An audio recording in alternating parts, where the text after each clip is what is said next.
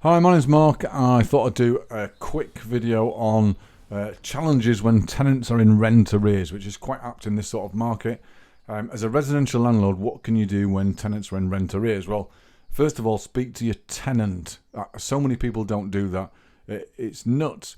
Discover or try and discover what's happening or why it's happening. And even the government has urged landlords to show support and understanding for tenants facing hardship. So keep in regular contact with your tenant. If you're self-managed, of course.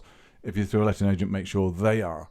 So you've got the right to resend request rent arrears and for regular payments to be made or payment plan. I mean, after all, you've got a commitment to your mortgage company. So what can you do? First of all, keep a record of all your payments, when they're due and when they're paid, and when they're not paid, of course. Send monthly receipts noting the date the rent was paid and for the period it refers to, plus the outstanding monies that reminds the tenant of their obligation to pay their rent. If you've agreed reduced payments at any point during the pandemic, for example, then your tenant needs to know how much outstanding rent needs to be paid. So put it on the balance of your letter. And as a final, resort, I suppose, or a last resort, you may want to issue a Section 8 notice to seek an eviction and gain possession of your property. And then the tenant has to be given 6 months' notice currently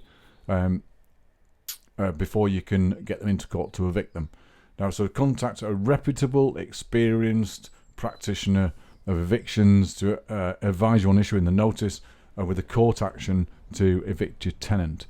So first step then, keep in touch, find out why it's happening. Secondly, payment plan, get the payment plan down in writing and notifications every time it's paid or not paid when dates hit.